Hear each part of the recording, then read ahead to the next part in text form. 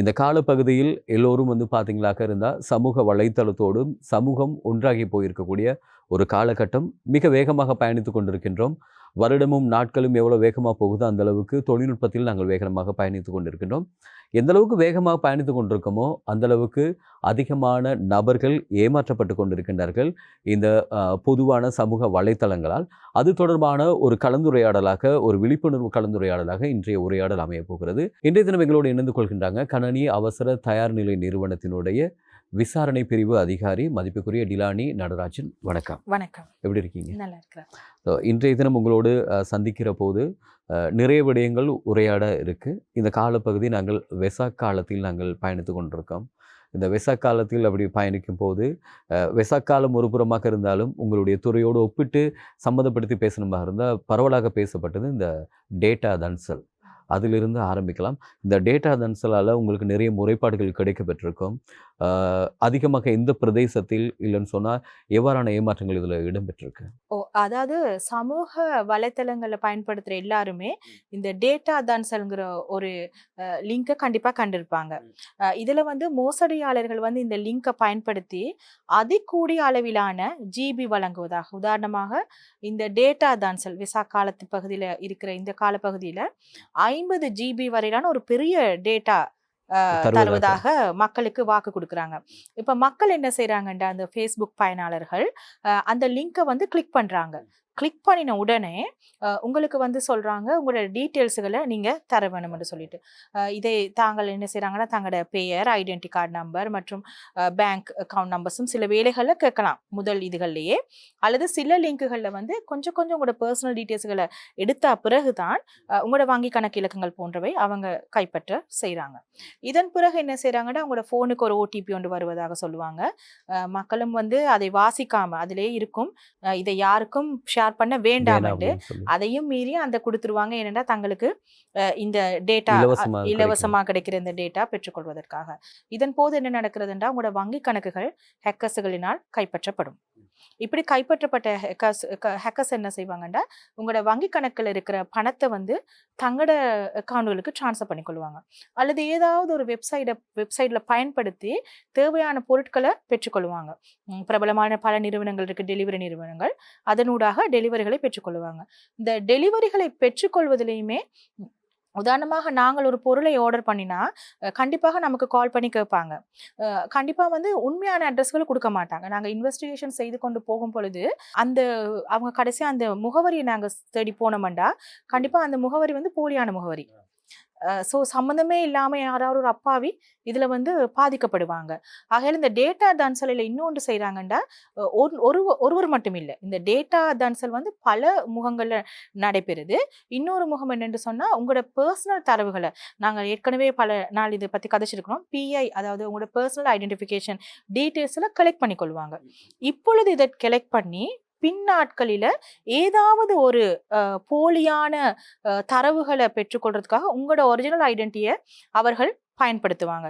இதன் மூலமாக போலீஸ் விசாரணைக்கு உட்பட்ட பிறகு நீங்கள் தான் கைதாகப்படுவீர்கள். அதாவது இந்த டேட்டா தன்சல்ங்கிற போலி லிங்கை கிளிக் பண்ணி உங்களது டீட்டெயில்ஸ்களை ஏதாவது நீங்கள் என்டர் பண்ணியிருந்தால் உடனடியாக நீங்கள் வந்து அருகில் இருக்கிற போலீஸ் ஸ்டேஷனுக்கோ அல்லது சிஐடிக்கோ அல்லது எங்களோட நிறுவனத்துக்கோ நீங்கள் இன்ஃபார்ம் பண்ணி வைப்பது உங்களுக்கு நல்லது.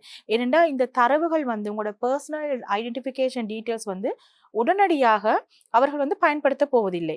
வங்கி கணக்கு இலக்கங்கள் கேட்டவங்க தான் உடனடியாக மோசடியில் செயல்படுவாங்க. பர்சனல் டீட்டெயில்ஸ் எடுக்கிறவங்க வந்து கொஞ்சம் காலத்துக்கு பிறகு அவங்க வேற ஏதாவது ஒரு போலியான தரவுகளை பெற்றுக்கொள்ளும் பொழுது உங்களோட ஒரிஜினல் டீட்டெயில்ஸில் போட்டு அவங்க அதில் ஈடுபடுவாங்க. இதை நீங்கள் சொல்லும்போது முதல்ல பேசும்போது சொன்னீங்க கணக்குகளில் இருந்து போலியான பணத்தை மோசடி செய்வது, இன்னும் ஒன்று பொருட்கள் கொள்ளொன்று செய்யும்போது. சில நேரம் நாங்கள் பொருட்களை வந்து நாங்கள் ஆன்லைனில் வாங்கும்போது என்ன செய்வான்னு சொன்னால் கேஷ் டெலிவரி அப்படின்னு சொல்லி ஒரு மெத்தட் வரும். அப்படி இல்லைன்னு சொன்னால் கார்ட் பேமெண்ட் அப்படின்னு சொல்லி வரும். நீங்கள் சொன்ன போல் சில நேரம் வந்து பொருட்களை அந்த நிறுவனம் அந்த பேரில் இருக்குதான்னு சொல்லி கூட தெரியாது. நாங்கள் காசு வந்து நாங்கள் செலுத்திடுவோம். அதுக்கு பிறகு வந்து செலுத்துறதுக்கான வாய்ப்புகள், திரும்ப அந்த பொருள் கிடைக்காதக்கூடிய வாய்ப்புகள் இருக்குது. அது அதிகமாக இருக்கிறது. அது மிக அதிகமாக இருக்கிறது. நீங்கள் என்ன செய்யணுமெண்டா அது வந்து நாங்கள் பொதுமக்களாகிய நாங்கள் எங்களோட கார்டு டீட்டெயில்ஸை நாங்கள் ஒரு இடத்துல கொடுக்கும் பொழுது முக்கியமான பங்கு, எங்களோட பாதுகாப்போட பங்கு எங்களோட கையில் தான் இருக்குது. அதுக்கு அடுத்த கட்டமாக தான் போலீஸோ அல்லது சிஐடியோ ஏதோ ஒரு பிரிவுக்கு நீங்கள் அதை கொண்டு போகலாம். அதற்கு முதல்ல சட்டத்திற்கு போக முதல்ல நீங்க ஒரு இடத்துல உங்களோட தரவுகளை கொடுக்கும் பொழுது அந்த வலைத்தளம் உண்மையானதா அல்லது போலியானதா என்று கண்டுபிடிக்கலாம். அதுக்கு சில பேசிக்கான டிப்ஸ் நான் உங்களுக்கு தரேன். உதாரணமாக நீங்க இப்போ ஒரு வலைத்தளத்துக்குள்ள போயிட்டு அதுல வந்து இவ்வளவு பெரிய ஆஃபர் இருக்குது அப்படின்னு சொல்லி நீங்க இதுல பேமெண்ட் பண்ணுங்கன்னு சொன்னா நீங்க அந்த பேமெண்ட் கேட்வேன்னு இன்னொரு பேஜுக்கு உங்களை கொண்டு செல்லும். அடுத்த ஒரு பேஜ் ஒரு டேப்பை நீங்க கண்டிப்பா ஓபன் பண்ணும். அந்த நேரத்துல நீங்க அதுல பார்க்க வேணும் உண்மையாகவே இது குறிப்பிட்ட ஒரு வங்கியின் அந்த பேமெண்ட் கேட்வேயா என்று பார்க்க வேணும். அது நீங்க எப்படி கண்டுபிடிக்கலாம்னா மேல பாருங்க HTTPS இருக்கும். பக்கத்துல ஒரு பூட்டு மார்க் இருக்கும். அந்த பேஜை நீங்க டேப்பை நீங்க ஓபன் பண்ணும் பொழுது அப்படி பூட்டு மார்க் இருந்தா நீங்க அதை கிளிக் பண்ணி பாருங்க அந்த செக்யூரிட்டி ஆடிட் செய்யப்பட்டுள்ளதான. அதிக அளவிலான இலங்கையில் இருக்கிற இணையதளங்களுக்கு வந்து எங்களோட நிறுவனம் தான் செக்யூரிட்டி சர்டிபிகேட் வழங்குறது. சிலதுகள் வந்து அப்படி வழங்கி இருந்தாலும் காலாவதியான தேதியை பார்க்க வேணும், எக்ஸ்பைரி டேட்டை பார்க்கணும். நீங்க அந்த பூட்டு மார்க்கை கிளிக் பண்ணி பார்த்தீங்கன்னா உங்களுக்கு எல்லா டீட்டெயில்ஸும் வரும். அதுல நீங்க பாருங்க காலாவதியான திகதி வந்து இப்ப சாரி பூட்டு மார்க் இருக்குது, சர்டிபிகேட்டும் இருக்குது. காலாவதி ஆகும் திகதி வந்து 3 மாசத்துக்கு முதல்ல இருந்தா நீங்க அந்த சைட்டுக்குள்ள போயிட்டு பேமெண்ட் செய்யவே கூடாது. ஈவன் சர்டிபிகேட் கொடுத்திருந்தாலுமே ஏன்னா அது எக்ஸ்பயர்ட் ஆயிட்டு அப்ப அதுல இருக்கிற தரவுகள் வந்து பாதுகாப்பானதுன்னு சொல்லி எங்களுக்கு உறுதிப்படுத்த முடியாது. ஆகையால நீங்க அந்த குறிப்பிட்ட நிறுவனத்துக்கு அடிச்சு சொல்லணும் இதுல வந்து இப்படி ஒரு பிரச்சனை இருக்குது, ஆகையால எங்களால பேமெண்ட் பண்ண முடியாது, நாங்க டிரெக்டா காசு பே பண்றோம் அல்லது வேற ஏதாவது எங்களுக்கு ஒரு ஆப்ஷன் உண்டு தாங்கன்னு சொல்லலாம். இன்னொன்று வந்து இந்த போலி வலைத்தளங்களை நீங்களை கண்டுபிடிக்கிறதுக்கு வந்து இப்ப பாருங்க ஒரு மிகப்பெரிய நிறுவனம்டா குறிப்பிட்ட அந்த நிறுவனத்தோட பேர் மாதிரியே தான் இருக்கும். சில வேளை அதுகளில் வந்து ஒரு சின்ன மாற்றம் தான், அதாவது அதுல சிம்பிள் எஸ்ல முடிஞ்சா இவங்க போலியான தளங்கள் வந்து கேபிட்டல் எஸ்ல முடிப்பாங்க. நீங்க அதுகளை ரொம்ப கவனமாக பார்க்க வேணும். அல்லது இலங்கையில தான் அந்த நிறுவனங்கள் இருந்தா உங்களுக்கு டிரெக்டா வெப்சைட்ல போயிட்டு அந்த குறிப்பிட்ட நிறுவனத்துக்கு நீங்க கால் பண்ணியே கேட்கலாம். உண்மையாகவே இவ்வளவு பெரிய டிஸ்கவுண்ட் நீங்க கொடுக்குறீங்களா, இந்த பொருள் உங்களுக்கு இப்படி கழிவுல நீங்க விற்பனை செய்றீங்களா போன்றவை நீங்களாகவே செக் பண்ணிக்கொள்ளலாம். இது வந்து உங்களோட பக்கம் உங்களை நீங்க பாதுகாத்துக் கொள்றதுனா வழிமுறைகள். நிச்சயமாக இதில் மிக முக்கியமாக வந்து நம் நாடு வந்து கிட்டத்தட்ட ஒரு அபிவிருத்தி அடைந்து வர நாடு. இல்லைனா நம்ம ஏதாவது ஒரு தொழில் செய்தாலும் நமக்கு கிடைக்கக்கூடிய வருமானம் வந்து போதிய வருமானம் அதிகமான பேருக்கு இல்லாத ஒரு குறைபாடாக இருக்கனால சில நேரம் வாழ்க்கையை கொண்டு செல்றதுக்காக ஒரு சில பேர் 2-3 தொழில்களை செய்ய வேண்டிய சூழ்நிலையில் இருக்காங்க. அப்படி இருக்கவங்க சில நேரம் பார்த்தீங்களா இருந்தால் ஒர்க் ஃப்ரம் ஹோம் அப்படிங்கிற ஒரு டைட்டிலோடையும் இல்லைனா இவ்வளோ தூரம் உங்களுக்கு சம்பளம் கிடைக்கும், இந்த மாதிரி நீங்கள் இதுக்கு செய்ய வேண்டியது சொல்லி போலியான தொழில்கள் தருவதான நிறைய விடயங்கள் சமூக வலைத்தளம் குறிப்பாக ஃபேஸ்புக் பக்கமாக பார்க்கலாம். அது சம்மந்தமாக என்ன மாதிரி சொல்லுவார்? என்னன்னு சொன்னா தயவு செய்து மக்கள் இதை நம்பவே வேண்டாம். எந்த நிறுவனமும் உங்களுக்கு 4000 5000 ஒரு மணித்தியாலத்துக்கு தாரதாகவோ அல்லது 15,000 20,000 ஒரு மணித்தியாலத்துக்கு தாரதாகவோ உங்களுக்கு ஏதாவது ஒரு இடத்துல ஒரு போஸ்ட்டை கண்டிங்கண்டா நீங்க உங்களால முடிஞ்சதுண்டா அது உடனடியாக ரிப்போர்ட் பண்ணுங்க. இதை தயவு செய்து நம்ப வேண்டாம். யாருமே அப்படி கொடுக்க போறது இல்லை. இதன் மூலமா சில பேர் என்ன செய்வாங்கண்டா அவங்கள்ட்ட டாஸ்க்குகள் கொஞ்சம் தருவாங்க. அந்த டாஸ்க்குகளை உங்கள் மூலமாக செய்து கொண்டு உங்களை ஏமாற்றுபவரும் இருக்கிறாங்க. கூடிய அளவில் நடைபெறுறது வந்து பண மோசடி தான் நடைபெறுது. உங்களோட சில சொல்லுவாங்க ரெஜிஸ்ட்ரேஷனுக்காக நீங்க இவ்வளவு கட்ட வேணும், உங்களது வங்கி தரவுகளை தாங்க, அப்படி போன உங்களோட பர்சனல் டீட்டெயில்ஸை கேட்பாங்க. அப்படி கேட்கும் பொழுது நீங்க கொடுத்த உடனே என்ன செய்வீங்க, உங்களே அறியாமல ஒரு கட்டத்தில் ஓடிபியும் உங்களோட கையில இருந்து அவங்களுக்கு போய்விடும். அப்படி நீங்க ஓடிபியை கொடுக்கும் பொழுது மீண்டும் அதே தான் உங்களோட வங்கி கணக்குகள் வந்து அவங்களோட கைக்கு போயிட்டு இருக்கிற அவ்வளவு பணத்தையுமே இழக்க வேண்டி ஏற்படலாம். ஆகையால இதை நம்பவே வேண்டாம். நாங்களும் எவ்வளவோ இதை ரிப்போர்ட் பண்ணியிருக்கிறோம், ப்ரோக்ராம்களை நாங்களும் இதை பத்தி கதைச்சிருக்கிறோம். ஆனா ஆக்கள் வந்து அதுல ஒரு கவர்ந்துருவாங்க. அதாவது ஒரு மணித்தியாலத்துக்கு 4000. கூடவே இல்லத்தரசிகள் வந்து வீட்டுல இருக்கிறவங்க சில பேர் பிள்ளைகளை ஸ்கூலுக்கு அனுப்பினா பிறகு ஃப்ரீயா இருக்கிறோம் அப்படி எங்களுக்கு நிறைய கம்ப்ளைண்ட்ஸ் வந்துருக்குது. அப்படியானவங்க கூட கிளிக் பண்ணி ஹஸ்பண்ட் மார்ட் அக்கௌண்ட் இருக்கிற அவ்வளவு காசும் போன கதைகளும் உண்டு. சில பேர் அவங்களோட எஃப்டியை விட்ரோ பண்ணி செய்ததும் உண்டு. ஆகையால இதை நம்ப வேண்டாம். இப்போ இந்த காலத்துல யாருமே அப்படி கொடுக்கறது இல்லை. கண்டிப்பா நீங்க பாருங்க அந்த போஸ்டர் பயன்படுத்துறவங்க மேலே ஏதாவது ஒரு பிரபலமான நிறுவனத்தின் அடையாளத்தோட தான் பயன்படுத்துவாங்க. நீங்க சிம்பிளா என்ன செய்யலாம்டா உங்களுக்கு உண்மையாவே பார்ட் டைம் ஜாப் ஒன்று தேவை அப்படின்னா நீங்க அந்த குறிப்பிட்ட நிறுவனத்துக்கு நீங்க கால் பண்ணி செக் பண்ணலாம். உண்மையாகவே நீங்க இப்படி ஒரு பார்ட் டைம் ஒன்று தருகிறீங்களான்னு செக் பண்ணி போட்டு நீங்க செய்யலாம். ஆனா கூடுதலாவே இது போலிதான். எனவே முடிந்த அளவு நீங்களே அதுல இருக்கிற ரிப்போர்ட் பட்டன் அமர்த்தி ரிப்போர்ட் பண்ணுங்க. அதுவரை தமிழை வணக்கம் நிகழ்ச்சியில் நாங்கள் சமூக வலைத்தளம் மூலமாக இடம்பெற்று கொண்டிருக்க மோசடிகள் சம்பந்தமாக நாங்கள் பேசிக் கொண்டிருக்கோம். எங்களை நாங்களே பாதுகாத்துக் கொள்ளணும் சொல்லி நீங்கள் சொன்னீங்க.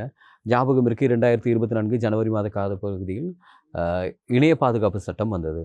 2023ஆம் ஆண்டு தனிமனிதர் தகவல் சட்டம் நாட்டில் அமுல்படுத்தப்பட்டது.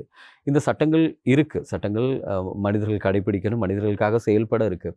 ஆனால் தனிநபராக நாங்க செயல்படுகின்ற நேரம், இந்த காலப்பகுதியில் நான் பார்க்கிறேன், குறிப்பாக வந்து இலங்கையில அதிகமான டிக்டாக் பாவனை அதிகமாக இருக்கிறது.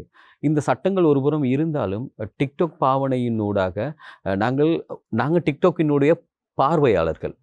நீங்க விசாரணையாளர்கள். ஸோ அதற்கு பின்னால் அதிகமான டிக்டாக் பாவனையால் நாட்டில் அதிகமான பாதிப்புகள் ஏற்பட்டிருக்கா? அதிக அளவிலான பாதிப்புகள் இப்போ நான் சமூக வலைத்தளங்கள்னு சொல்லும் பொழுது முதலாவதாக ஃபேஸ்புக் சொல்லலாம், இரண்டாவதாக வாட்ஸ்அப், மூன்றாவதாக கண்டிப்பாக டிக்டாக். இன்றைய காலகட்டங்களில் டிக்டாக் ரிப்போர்ட் பண்ணுவதற்கான அரசு அனுமதியுடைய ஒரே நிறுவனம் வந்து எங்களோட சர்ட் நிறுவனம் தான். அதனால அதிக அளவிலான கம்ப்ளைண்ட்ஸ்கள் வருது. உதாரணமாக சில பேர் என்ன செய்வாங்கன்னா, அவங்களோட வாட்ஸ்அப் ப்ரொஃபைலோ அல்லது ஃபேஸ்புக்லேயோ ஒரு படம் போட்டிருப்பாங்க. அவங்களுக்கு பழி வாங்கணும்னு நினைச்சு இவங்க என்ன செய்வாங்கன்னா, தனியாகவே ஒரு டிக்டாக் அக்கவுண்ட் கிரியேட் பண்ணி அவங்கள பற்றி கூடாத மாதிரி பேசி போடுறது, அப்படி நிறைய விஷயங்கள் நடக்குது. அதனால் வந்து நீங்கள் உங்களோட ஃப்ரெண்ட் லிஸ்ட்டை வந்து நீங்கள் தான் செக்யூர் பண்ணிக்கொள்ளணும். அதாவது டிக்டாக்லேயும் கூட உங்களோட ப்ரைவசியை நீங்கள் போட்டு பாதுகாத்து கொள்ளணும். யாருக்கு இது பப்ளிக்காக ஒரு விஷயத்தை போட்டுட்டு அதுக்கு பிறகு அதை அதுலேருந்து எடுத்து ஃபேஸ்புக்கில் போட்டு கேவலமான விமர்சனங்களை வைக்கிறவங்களும் உண்டு. அந்த நேரம் எங்களுக்கு எந்த விதமான நடவடிக்கை எடுக்க முடியாது. ஏன்னா நீங்கள் தான் இதை பப்ளிக்காக யாரும் பார்க்கறதுக்கான ஒரு பெர்மிஷனை கொடுத்துருக்குறீங்க. அப்போ யாரும் பார்ப்பதற்கான பெர்மிஷனை கொடுத்த பிறகு அவங்க போடுற கருத்துக்களையும் ஏற்றுக்கொள்ள வேண்டிய ஒரு சிச்சுவேஷனில் தான் நீங்கள் இருக்கிறீங்க. ஏனென்றா நீங்கள் உங்களோட ப்ரைவசியை சரியான முறையில் கட்டுப்படுத்தி கொண்டு இருந்தால் மற்றவர்களை பார்க்கறதுக்கான வழிமுறைகள் ரொம்ப குறைவு. ஆகையால் இந்த டிக்டாக் பாவனையாளர்கள் என்ன செய்வாங்கன்னா, அதிக அளவில் ஒன்று ஃபேஸ்புக்லேயோ அல்லது மாற்றியும் செய்வாங்க. அப்படி என்று சொன்னால் டிக்டாக்ல இருக்கிறத எடுத்து ஃபேஸ்புக்கில் போட்டு விட்டுருவாங்க. இப்படி அவங்க சொல்லுவாங்க, நாங்கள் ஃபேஸ்புக்கில் இல்லையே, நாங்கள் டிக்டாக் மட்டும்தான் பயன்படுத்தணும்னு சொல்லுவாங்க. ஆனாலும் அதில் இருக்கிறத டவுன்லோட் பண்ணுறதுக்கான ஆப்ஷன்ஸுகளை இருக்குது. அப்போ பெர்மிஷன் நீங்கள் கொடுத்ததுக்கு பிறகு கம்ப்ளைண்ட் பண்ணி ஒன்றுமே ஆகாது. ஏனெண்டா அந்த நிறுவனங்கள் எதுவுமே இலங்கையில் இல்லை. இங்கே இருந்து நாங்கள் ரிப்போர்ட் பண்ணி அதை டிக்டாக் நிறுவனம் வந்து விசாரணை செய்து அதை ரிவ்யூ பண்ணுவாங்க. ரிவ்யூ பண்ணி எங்களுக்கு ரெஃபரன்ஸ் அனுப்பி அதை அழிக்கிறதா இல்லையான்றதுலாம் செய்து முடிக்க இங்கே காலம் கடந்துடும். மற்றது ஃபேஸ்புக் பார்வையாளர்களும் கூடிடுவாங்க. அதிலிருந்து டவுன்லோட் பண்ணுறவர்கள் எண்ணிக்கையுமே அதிகமாக இருக்கும். அப்போ அந்த வீடியோ வந்து வைரலாகி முடிந்து விடும். அப்போ அது அந்த ஒரு முடிச்சிருவாங்க. உண்மையா பாவம் தான். ஒரு சிலர் வந்து அறியாமையில செய்கிறவங்களும் இருக்கிறாங்க. அறிஞ்சும் தங்களோட ப்ரைவசி ஒழுங்காக கண்ட்ரோல் பண்ணாமல் இப்படி படங்களை வெளியிட்டு மாட்டிக்கொண்டவங்களும் இருக்கிறாங்க. அப்படி பல விஷயங்கள் நடைபெறுது இந்த டிக்டாக் கூட. உங்களுக்கு நிறைய விசாரணைகள் வருது. சில நேரம் அவர்கள் உங்களுக்கு விளங்கும், இவர் உண்மையார் பாதிக்கப்பட்டிருக்காருன்னு சொல்லி விளங்கும், இவர் தெரிஞ்சோ தெரியாமலோ ஆர்வத்தில் அதில் மூழ்கி இப்படி பிரச்சனை சிக்கிறாருன்னு சொல்லி தெரியும். ஆனால் நீங்கள் அந்த பிரச்சனையிலேருந்து அவரை வெளிக்கொணர, அவருக்கு ஒரு நியாயமான தீர்ப்பு வழங்காட்டியும் அதுலேருந்து வெளிக்கொணர, அதுக்கு காரணமானவர்களை தடுக்கிறதுக்கு என்னென்ன காரணங்கள் இல்லைன்னா என்னென்ன காரணிகள் இருந்தால் இதை உங்களால் இலகுவால் செய்ய முடியும்? உதாரணமாக இப்போ ஃபேஸ்புக், வாட்ஸ்அப், நீங்கள் சொன்ன மாதிரி டிக்டாக்ல எல்லாம் இந்த மாதிரி பிரச்சனைகள் இருந்தால் எந்த விஷயங்கள் இருந்தால் இதை சிறப்பாக கையாள முடியும்? இப்படி தான். இப்போ நாங்கள் வந்து இப்போ ஃபேஸ்புக் அக்கௌண்ட் வந்து ஒரு உதாரணத்துக்கு நான் சொல்ல போனால், ஃபேஸ்புக் அக்கௌண்ட் வந்து ஹேக் பண்ணிட்டாங்கன்னு சொல்லுவோம். இப்போ ஒருத்தரோட அக்கௌண்ட்டை ஹேக் பண்ணி அவரை மாதிரியே ஒரு பெண்ணோட செட் பண்றது. அப்ப ஆக்கள் என்ன நினைப்பாங்கன்னா, இந்த நபர் தான் இதை செய்யறாருன்னு. நாளைக்கு அவருக்கு ஆஃபீஸ்க்கு போயிட்டு வேலை செய்ய முடியாது. ஏன்னா அவர் கதைச்சிருக்கிற அந்த சட் எல்லாமே பார்க்க அருவருக்கத்தக்கன ஒரு சட் இருக்கும். அப்ப அந்த பெண் நினைப்பாங்க இது உண்மையா இவர் செய்தது தானே. அப்ப ஹேக் பண்றதுக்கான ரீசன் என்னது? ஒன்று நீங்க 2 ஃபேக்டர் போட்டு உங்களோட அக்கௌண்ட்டை சரியாக செக்யூர் பண்ணாமல் இருந்திருப்பீங்க. அந்த குறிப்பிட்ட நபர் செக்யூர் பண்ணாமல் இருந்திருப்பார். அல்லது ஏதாவது ஒரு வகையில் அந்த ஃபேஸ்புக்கு லாக் பண்ணாமல் இருந்திருப்பார். இப்போ வந்து ஜிமெயில் மூலமாக நிறைய பேர் ஹேக் பண்ணுறாங்க. வாட்ஸ்அப் அக்கௌண்ட் கூட ஹேக் பண்ணப்படுது. அப்படி வந்து பாதுகாப்பு கட்டமைப்பு ஒழுங்காக பயன்படுத்தாத மாதிரி தான். எல்லா ஆப்லேயுமே 2 ஃபேக்டர் ஆத்தென்டிகேஷன் ஒரு ஆப்ஷன் இருக்குது. அது வந்து நாங்கள் மேலதிக அடிஷ்னல் செக்யூரிட்டி என்று சொல்லுவோம். அதை வந்து நிறைய பேர் பயன்படுத்துறதே இல்லை. நிறைய பேர் வந்து அதை பயன்படுத்தவே மாட்டாங்க. அதுதான் மிக முக்கியமான காரணங்கள். இப்படி அக்கௌண்ட்ஸ் வந்து கையாடப்பட்டு களவாடப்பட்டு அவங்களோட கேரக்டரை வந்து நாசம் பண்ணுறதுக்கான ஒரு முறையாகவும் பயன்படுத்துறதும் இருக்கிறாங்க. அதனால் இந்த அக்கௌண்ட்ஸுகளை நீங்கள் பயன்படுத்தும் பொழுது எப்போயுமே வந்து நீங்கள் வார நோட்டிஃபிகேஷனை கொஞ்சம் செக் பண்ணுங்கள். உங்களோட ஃப்ரெண்ட் லிஸ்ட்டை நீங்கள் செக் பண்ணி பாருங்கள். இப்போ எங்களுக்கு இப்போ ஒருத்தரோட ஃபேஸ்புக் அக்கௌண்ட்டில் ஒரு இன்கொயரி என்று சொன்னால் 10 பேர் 20 பேர் இருந்தா எங்களுக்கு கொஞ்சம் இலகுவாக இருக்கும். இதே 5000 பேருண்டா எங்களுக்கு கிட்டத்தட்ட அந்த அக்கவுண்ட்ட அந்த கேஸ் ஹேண்டில் பண்ண 3 மாதத்துக்கு மேலதிகமான ஒரு காலம் தேவைப்படும். அப்ப அந்த ஒரு கேஸ்க்காக எங்களுக்கு அவ்வளோ டைம் இன்வெஸ்டிகேட் பண்ண வேஸ்ட் பண்ண இயலாது. ஏனென்டா உங்களுக்கு உண்மையாவே அது ஒரு பெரிய விஷயம் தான். அதை விட முக்கியமான பாரதூரமான விசாரணைகளும் எங்கள்ட்ட வரும். ஆகையால இப்ப நீங்க 5000 10,000 பேர் வச்சிருக்கும்போது இந்த 5000 பேருமே உங்களுக்கு தெரிஞ்சவங்களா? இந்த 5000த்துல ஒரு நபர் தான் உங்களோட ஃபோட்டோவ ஒன்று வெளியில குடுத்துருக்கலாம். அல்லது அந்த நபரே ஒரு ஃபேக் அக்கவுண்ட் ஒண்ணு கிரியேட் பண்ணி உங்கள உங்கள உங்கள பாதிக்கிற வகையில செயல்பாடுகள மேற்கொண்டிருக்கலாம். அத தேடுவது வந்து ரொம்ப கடினமான ஒரு விஷயம். இன்னும் ஒரு மிக முக்கியமான விடயம். இப்போ வந்து பார்த்தீங்களா இருந்தா, முன்பெல்லாம் வந்து ஒரு கூட்டு குடும்பம்.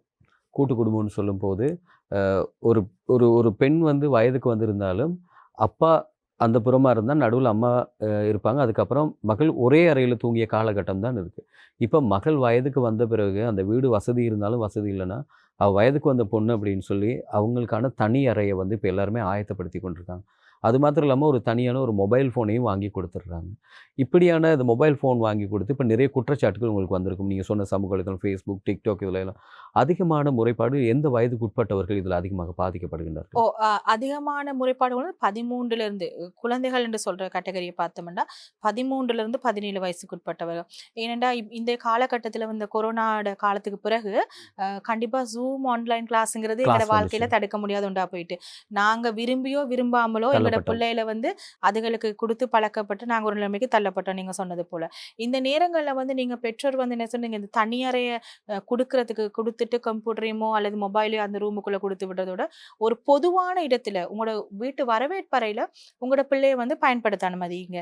கம்ப்யூட்டர பயன்படுத்தினாலோ அல்லது மொபைல் ஃபோன் பயன்படுத்தினாலோ நீங்க பயன்படுத்த அனுமதிங்க.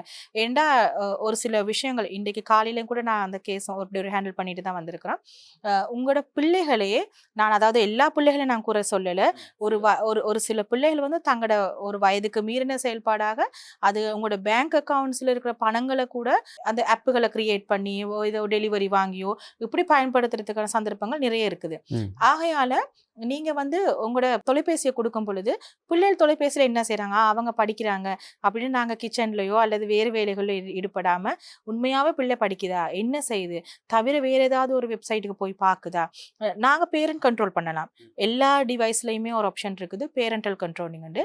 ஈவன் பிள்ளைகள் கேம் விளையாண்டா கூட Play Storeல போயிட்டு நீங்க ஏஜ் கேட்டகரிய செலக்ட் பண்ணி நாங்க கண்ட்ரோல் பண்ணலாம். அப்படி இருக்குது. நிறைய பேரண்ட்ஸ் வந்து எங்களுக்கு கால் பண்ணி சொல்லுவாங்க, "எங்களோட பிள்ளைகள் வந்து இப்படி ஒரு கேமுக்கு அடிக்ட் ஆயிட்டாங்க. அதுலேருந்து வெளிய வர மாட்டாங்க.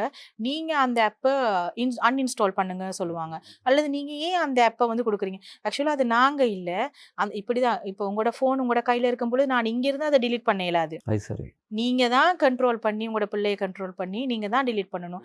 பல விஷயங்கள் வந்து ஃபோன்லயே செட்டிங்ஸ்ல இருக்குது. எப்படி ஒரு ஆப்ப கண்ட்ரோல் பண்றது, பேரண்டல் கண்ட்ரோல் போடுறது, இல்ல மற்றது பிள்ளைகளுக்கு நீங்க ஒரு Zoom ஆன்லைன் கிளாஸ் குடுத்தீங்கன்னா, Zoom ஆன்லைன்லயே செக்யூரிட்டி நிறைய இருக்குது. ம், ம், ம். தயவுசெய்து உங்களோட பிள்ளையோட படங்கள நீங்க போட வேணாம். நீங்க போடுற பட்சத்துல ஏதாவது ஒரு தகராறின் காரணமாக, அந்த பிள்ளையோட படத்த எடுத்து கூட ஆபாசமான முறைகள்ல சித்தரிச்சு, அ TikTok, Facebookல போட்டு நிறைய கேஸ் விசாரணைகளுக்கு எங்களுக்கு வந்திருக்கிறது. இன்றைய காலகட்டத்தில் இருக்கக்கூடிய தம்பி, தங்கைகள் எல்லோருமே வந்து அதிகமாக சமூக வலைத்தளத்தை பாவித்து அதிகமான அறிவு அதிகமாக உள்ளவர்களாக இருக்கின்றார்கள். அது நல்ல விடயம் அதிகமாக கற்றுக்கொண்டது. தாய், தகப்பன், தாத்தா, பாட்டி வந்து அவர்களும் நல்ல ஒழுக்கம், நல்ல அறிவு உள்ளவர்கள். ஆனால் இந்த காலப்பகுதியில் இருக்கக்கூடிய இந்த சமூக வலைத்தளம் பொது விடயங்களை பாவிக்கிறதுக்கான அறிவு கொஞ்சம் குறைவாக இருக்கும்போது, அவர்களுடைய பெயர்ல போயிட்டு பேங்க்ல ஒரு அக்கவுண்ட் ஓப்பன் பண்ணும்போது முன்னெல்லாம் புக் குடுப்பாங்க. அதோட முடிஞ்சது. யாரு கணக்கு வச்சிருக்காங்களோ அவங்க சிக்னேச்சர் பண்ணா தான் காசு எடுக்கலாம். இப்ப வந்து பார்த்த மாரி இருந்தா மொபைல் ஃபோன்லயே வந்து அவங்க என்ன சொல்றது அக்கவுண்ட் ஓப்பன் பண்ணும்போது சொல்லுவாங்க, "நீங்க காசு போட்டீங்கன்னா எடுத்தீங்கன்னா உங்களோட ஃபோனுக்கு வரும் அம்மா. அதெல்லாம் பார்த்துக்கொள்ளலாம்னு" சொல்லி சொன்ன பிற்பாடு இவங்களும் அத நம்பி கடைசியில நீங்க சொன்ன இந்த ஓடிபி இலக்கங்களை வைத்தே பண மோசடிகள் இடம்பெறுகிறது. அப்ப இத வந்து நான் உங்கள்ட்ட ஒரு ஒரு ஆலோசனையா கேட்கிற விடயம். அவ்வாறான ஒரு சமூக வலைத்தளம் மொபைல் ஃபோன யூஸ் பண்ணக்கூடிய அந்த போதிய அறிவு இல்லாதவங்க, பேங்கோட அந்த மாரியான விஷயங்களுக்கு வந்து அனுமதிக்காமல் இருந்தா நல்லோன்னு தோணாதா? இல்ல அதுதான். அது வந்து இப்ப பேங்க்ல வந்து என்ன சொல்றாங்கன்னு சொன்னா, அ மிகவும் இலகுவான வங்கி பரிவர்த்தனைகளுக்காகத்தான் இந்த மாதிரி ஆப்புகளை இது பண்றாங்க. இப்போ இன்னைக்கு காலையில வந்த கேஸ் கூட அந்த பெண்மணி சொன்னாங்க சனி ஞாயிறு தங்களோட அக்கௌண்ட்ல வெள்ளிக்கிழமை இருந்துச்சா 1,42,000. இன்றைக்கு காலையில பார்க்கும்போது 6,000 தான் இருக்கு. தான் ஃபுட் சிட்டியில் போயிட்டு ஒரு பொருள் வாங்க கொள்வனவு செய்யும் பொழுது பார்த்தா தன்னோட கார்டு வந்து வேலை செய்தில்லை. அப்போ பார்க்கும்போது தான் பேலன்ஸ் இவ்வளோ இருக்குது. உடனே தான் தான் பேங்க்குக்கு போயிட்டு செக் பண்ண உடனே பல பிரபலமான நிறுவனங்கள்கிட்ட இருந்து பொருட்கள் கொள்வனவு செய்யப்பட்டிருக்குதுன்னு சொல்லிட்டு பிறகு பேங்க்குக்கும் இன்ஃபார்ம் பண்ணிட்டு அவங்க எங்கள்கிட்டயும் வந்தாங்க. ஆனா அந்த பெண்மணி வந்து அந்த தாயார் வந்து பேங்க் ஆன்லைன் ஆப் பயன்படுத்தவே இல்லை. ஆனா ஆன்லைன்ல தான் இவ்வளவு நடந்திருக்குது. அப்ப எப்படி என்று சொன்னா பிறகு அந்த தாயார் வந்து 17 வயசு மகனும் 14 வயசு பொம்பளை பிள்ளையும் கூட்டிக் கொண்டு வந்திருந்தாங்க. நாங்க காலம் இன்வெஸ்டிகேஷன் பண்ணி கொண்டு வரைக்க நான் அப்போ எங்களுக்கு ஓரளவு இப்படி செய்தனால எங்களுக்கு தெரியும் இது வந்து கண்டிப்பாக இந்த வீட்டுக்குள்ளே தான் அந்த டிரான்சாக்ஷன் நடந்திருக்குது. ஏனென்றா கண்டிப்பா ஒன்று நீங்க எனக்கு கார்டை தந்திருக்க வேணும். நீங்க எங்கேயுமே கார்டை கொண்டு போயும் இல்லை. அந்த தாயார் எங்கேயுமே கொண்டு போயில்லை. வீட்டுக்குள்ள தான் இருந்தேன். வீட்டில் தான் பர்ஸ் இருந்தது. வீட்டில் நான் கேட்டேன் வேற எங்கேயாவது டீட்டெயில்ஸ் கொடுத்துருக்கிறீங்களா? எங்கேயுமே இல்லை. அப்ப கண்டிப்பாக உங்களோட வங்கி ஆன்லைன்ல எப்போ ஒரு கணக்கு திறக்கிறதுண்டா கார்டு நம்பர் வேணும். அந்த கார்டுக்கு பின்னுக்குரிய சிவிசி நம்பர் வேணும். இது எல்லாமே உங்களோட வீட்டில் இருக்க யாரோ ஒரு ஆள் பயன்படுத்தி தானே அந்த ஆன்லைன் டெலிவரியை பேமெண்ட் பண்ணியிருப்பாங்க. பிறகு நான் மகனை விசாரிச்சு கொண்டு போகும்பொழுது ஐபி அட்ரஸ் மூலமாக நாங்கள் ட்ரேஸ் பண்ணினோம்டா இந்த டெலிவரி வந்து எங்கே நடைபெற்றுக்குன்னு சொல்லி நாங்கள் கண்டுபிடிப்போம்ட்டு. பிறகு அந்த பையன் சொல்லிட்டாரு தான் வந்து தனது பெண் தோழி ஒருவருக்கு பொருட்களை பரிசீலனை செய்தாகவும் இதை நீங்கள் இன்வெஸ்டிகேட் பண்ண வேணாம், ஏன்னா அந்த பெண்ணுக்கும் வீட்டில் பிரச்சனை வரும்ட்டு. அப்படி அப்போ அதனால பெற்றோர்களாகிய நீங்கள் சரி நீங்கள் சொல்கிறீங்க அப்போ எனக்கு பயன்படுத்த தெரியாது, ஆனால் உங்களோட பிள்ளைகள் செய்கிறாங்க. அப்போ உங்களோட கார்டு டீட்டெயில்ஸை வந்து நீங்கள் கொஞ்சம் கவனமாக வச்சுருக்கணும். அதுக்காக நான் சொல்லல எல்லா பிள்ளைகளையும் நீங்கள் களவு செய்கிறாங்கன்னு நினைக்க வேணாம். இப்படியாப்பட்ட சந்தர்ப்பங்கள் பெற்றோருக்கு வந்து கொஞ்சம் அதிகூடிய கவனம், அதாவது எஸ்எம்எஸ் எது வந்தால் கொஞ்சம் பார்க்கலாம். அந்த பெண்ணுக்கு கிட்டத்தட்ட 18 எஸ்எம்எஸ் ஓடிபிஸ் வந்திருந்தது. அப்போ அந்த தாயார் வந்து இன்னும் 18 ஓடிபி வந்திருக்குது என்னென்னு கொஞ்சம் அலர்ட் ஆகிருக்கலாம். அப்படி எங்கட பாதுகாப்பு எங்கட கையில் தான் இருக்கு. இந்த ஏன்னா இது இணையம் தானே, மொபைல் தானே, எல்லாமே எங்கட கையில் தான் இருக்குது. நிச்சயமாக இது வந்து இணையத்தோடு கூடிய காலகட்டத்தில் வந்து நாங்கள் பயணித்து கொண்டிருக்கோம். அப்படிங்கிறனால இப்போ சில நேரம் நாங்கள் ஒரு வரியில் சொல்லணுமா உள்ளங்கையிலே முழு உலகமும் இருக்குது, அந்த மாதிரி ஒரு காலகட்டத்தில் வாழ்ந்து கொண்டிருக்கோம். ஸோ அதிகமான நம்ம டச் மொபைல் பாவிக்கக்கூடியவங்க இல்லைனா இலத்திரனியல் சாதனங்கள் பயன்படுத்தக்கூடியவங்க அந்த அறிவை போதிய அளவை வளர்த்து கொள்ள வேண்டும். இப்போது பிள்ளைகள் வந்து அதிவேகமாக நாங்கள் கல்வி கற்கும்போது அவங்க என்ன கற்றுக்கொள்கிறாங்க, அவங்களை எப்படி வழிநடத்தணும்னு சொல்லி பெற்றோர்களும் சேர்ந்து படிக்க வேண்டிய ஒரு காலகட்டத்தில் இருக்கோம். மிக முக்கியமாக வந்து பார்த்திங்களா இருந்தால் இந்த காலகட்டத்தில் இந்த ஏஐயினுடைய பயன்பாடு மிகவும் அதிகமாக இருந்து கொண்டிருக்கின்றது. சில இடங்களில் சில செய்திகளில் பார்க்கின்ற போது கற்பனைக்கு அப்பாற்பட்ட விஷயங்களை வந்து ஏஐ செய்து கொண்டிருக்கு. உதாரணமாக சொல்லப்போனால் இன்றைய தினம் வெளியான விடயம் வந்து பார்த்தோமா இருந்தால் ஏஐ வந்து மருத்துவமனை ஏஐ மூலமே சிகிச்சை அளிக்கக்கூடிய மருத்துவமனை சவுதி அரேபியா அறிவித்தது. இப்போ பார்த்தீங்களா இருந்தால் திடீர்னு சீனா அறிவிச்சிட்டது 3000 பேத்துக்கு ஒரு நாளைக்கு நாங்கள் மருத்துவம் பார்க்கக்கூடிய ஏஐ மருத்துவமனையை உண்டாக்கிட்டோம் அப்படின்னு சொல்லி இன்றைய நாள் பொழுது சீனா வெளியிட்டிருக்கு. இதை பார்க்கும்போது ஒரு புறம் யோசனையாக இருந்தது. இப்போ கொரோனா தொற்று பரவ ஆரம்பிச்சிட்டு இப்போ இந்தியாவில் தமிழகத்துக்கு வந்துட்டு இப்போ கொரோனா தொற்று ஆரம்பிக்கும் போது ஆயிரக்கணக்காக வரும்போது இந்த மாதிரி 3000 பேத்துக்கு சிகிச்சை பார்க்குறது நல்ல விஷயம். ஆனால் இதே ஏஐயில் மறுபக்கம் யாரும் அறியாத பாதிப்பு இருக்குது. அது சம்மந்தமாக பகிர்ந்து கொள்ளும். அதாவது ஒரு மொழி ஒன்று இருக்கு, ஒரு வழக்கு மொழி, ஏஐ ஸ்மார்ட் பட் நீங்க வந்து அதை விட ஸ்மார்ட்டரா எப்படி இருக்கணுங்கிறது அப்படி ஒரு கதை ஒன்று இருக்கு. அதாவது ஏஐ ஸ்மார்ட்ன்றாலும் அதை விட நீங்க ஸ்மார்ட்டரா எப்படி செயல்படுறதுட்டு. இப்போ ஒரு ஒரு ஒரு குறிப்பிட்ட இப்போ எங்களுக்கு இந்த மாதிரி கம்ப்ளைண்ட்ஸ் வந்திருக்குது. குறிப்பிட்ட ஒரு பெண்மணி அவங்களுக்கு கல்யாணத்துக்கு இன்னும் 4-5 நாட்கள் இருக்கத்தக்கனதாக ஒரு பார்ட்டி, அந்த பிரைட் டு பி பார்ட்டி அப்படி செய்வாங்க. இந்த பார்ட்டியின் போது எடுத்த ஒரு படத்தை ஏஐ தொழில்நுட்பத்தினோடு பயன்படுத்தி முழு நிர்வாணமாக்கி அந்த பெண்ணோட கல்யாணத்தை நிப்பாட்டிட்டாங்க.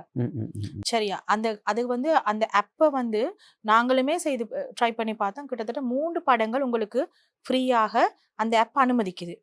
இப்ப இந்த 3 படம் வந்து ஒருத்தரோட வாழ்க்கையே அழிச்சு விடுது. ஆகையால நீங்க எடுக்கிற படங்களவோ நீங்க பகிர்ந்து கொள்ற படங்களையோ உங்களோட குறிப்பிட்ட, அதாவது நம்பிக்கையானவங்கள்ட்ட மட்டுமே பகிர்ந்து கொள்ளுங்க. எல்லா காதலும் கல்யாணத்துல போய் முடிவதில்லை. ஆகையால உங்களது பாய் ஃப்ரெண்ட்ஸு கூட நீங்க நம்பி உங்களோட படங்களை அனுப்பாதீங்க. எங்கள்கிட்ட வார கம்ப்ளைண்ட்ஸுகளில் 100க்கு 85 விதமான கம்ப்ளைண்ட்ஸ் வந்து படங்கள் வெளியில பகிரப்பட்டு வார பிரச்சனையால வாரது தான். யாரையுமே நம்பி நாங்க ஒரு விஷயம் சொல்லுவோம், எங்களோட டூத் ப்ரஷ்ஷை நாங்கள் எங்களோட பெற்றோர்கிட்ட கூட நாங்கள் பகிர்ந்து கொள்ள மாட்டோம். அந்த அளவு நாங்கள் என்ன அது ஒரு எங்களோட பர்சனல் விஷயமாகத்தான் நாங்கள் கருதுவோம். எங்களோட டூத் ப்ரஷ்ஷை நாங்கள் எங்களோட பெற்றோர்கிட்ட கூட பகிர்ந்து கொள்வது இல்லை. அப்படிதான் உங்களோட தனிப்பட்ட விஷயங்கள், உங்களோட தனிப்பட்ட புகைப்படங்களை நீங்கள் எக்காரணம் கொண்டும் யாரையுமே நம்பி பகிர்ந்து கொள்ளாதீர்கள். திருமணம் மட்டுமில்ல, திருமணத்துக்கு பிந்திய வாழ்க்கையில கூட சில பேர் கணவனே மனைவியிட படங்கள் எடுத்து இன்னொரு ஒரு தொடர்பு இருக்கிறதுனால டிவோர்ஸ் வேணுங்கிறதுக்காக மனைவியிட படங்களையே தவறான முறையில பயன்படுத்தின எவ்வளோ கேஸ் வந்து எங்கள்கிட்ட வந்திருக்குது. ஆகையெல்லாம் யாரையும் நம்ப வேண்டாம். இந்த மாதிரி படங்கள் எடுக்கும் பொழுது அது அந்த படம் உண்மையா இந்த நேரத்துக்கு இது தேவையா, இது நான் பகிர்ந்து கொள்வது முக்கியமா, அப்படி போன்ற விஷயங்கள்ல நீங்க யோசிக்கணும். அல்லது இப்ப சில பேர் வந்து வீடியோ கால் எடுக்கும் பொழுது உங்களுக்கு தெரியாது, நீங்க உண்மையா நம்பி கதைப்பீங்க. ஆனா அடுத்த பக்கம் இருக்கிற நபர் வந்து உங்களை ரெக்கார்ட் பண்றாரா, ஸ்கிரீன் ரெக்கார்ட் போட்டு வச்சிருக்காரா, எதுவுமே தெரியாது. அல்லது சில பேர் வந்து அடுத்த பக்கம் இருந்து ஃப்ரெண்ட்ஸ் எல்லாம் சேர்ந்து ஒரு 10 பேர் பார்த்து கொண்டிருப்பாங்க. எதுவுமே தெரியாது. ஏன்னா நீங்க இப்படி ஒருத்தரை பார்த்து கதைக்கிறீங்க, அங்கால பக்கம் இருக்கிறவர் வந்து உண்மையா எத்தனை பேரோட இருக்காரு எதுவுமே நமக்கு தெரியாது. ஆகையால நான் சொல்லவில்லை எல்லாருமே சந்தேகப்படுங்கன்னு சொல்லவில்லை. நான் சொல்றது உங்களோட பாதுகாப்பு உங்களோட கையில.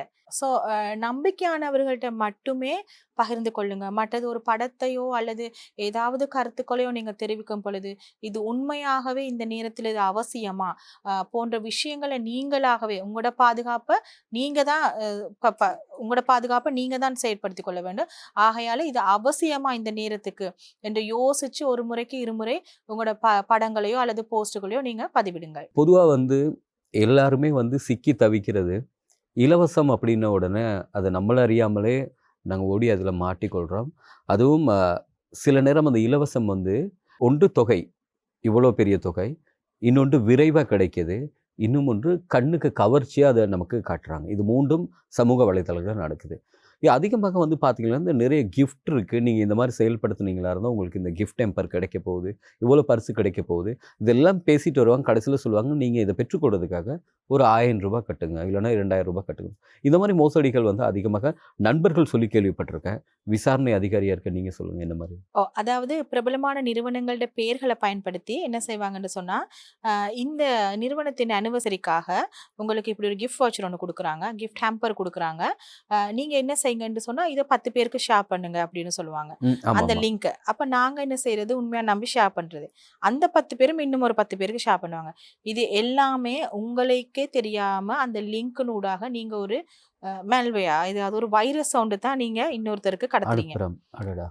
சரியா? அந்த லிங்கை கிளிக் பண்ணும் பொழுது உங்களுக்கு தெரியாது அந்த உண்மையாவே அந்த லிங்க்குக்கு பின்னால இருக்கிறவங்களோட நோக்கம் என்னன்னு சொன்னா உங்களோட பர்சனல் டீட்டெயில்ஸ் எடுக்கிறதா தான் இருக்கும்.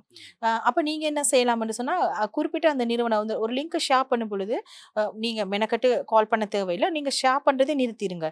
அல்லது நீங்க அந்த குறிப்பிட்ட நிறுவனத்தின் வெப்சைட், ஒரிஜினல் வெப்சைட்டுக்கு போய் பார்த்தீங்கன்னா அவங்க கண்டிப்பா நோட்டிஃபிகேஷன் போட்டிருப்பாங்க, இப்படியான ஒரு கிஃப்ட் வவுச்சர் தரதாக சொல்லி போட்டிருக்கிறாங்க, இது போலியானதுன்னு.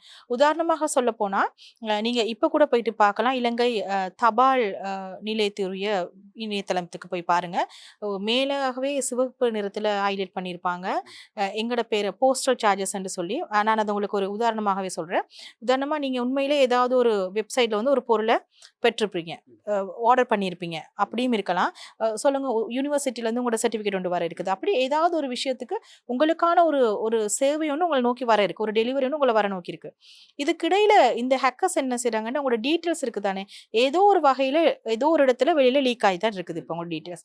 இப்போ நீங்க என்ன செய்யறாங்க, அவங்க என்ன செய்யறாங்கன்னு சொன்னா உங்களுக்கு ஒரு மெசேஜ் ஒன்று வருது, ஒரு சின்ன பிரச்சனையால உங்களோட டெலிவரி வந்து தாமதிக்கப்பட்டிருக்குது, டெலிவரியை மீண்டும் பெற்றுக்கொள்றதுக்காக 99 ரூபாய் போன்ற சிறு பெறுமதியை நீங்க செலுத்துங்கன்னு சொல்லி உங்களுக்கு ஒரு மெசேஜ் வருது.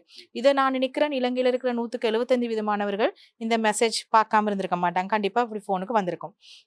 இப்போ என்ன செய்றீங்கன்னா, அப்போ நீங்க யோசிக்கிறீங்க 99 ரூபா தானே, அது ஒரு பெரிய விஷயமே இல்லைன்னா நீங்க கிளிக் பண்றீங்க.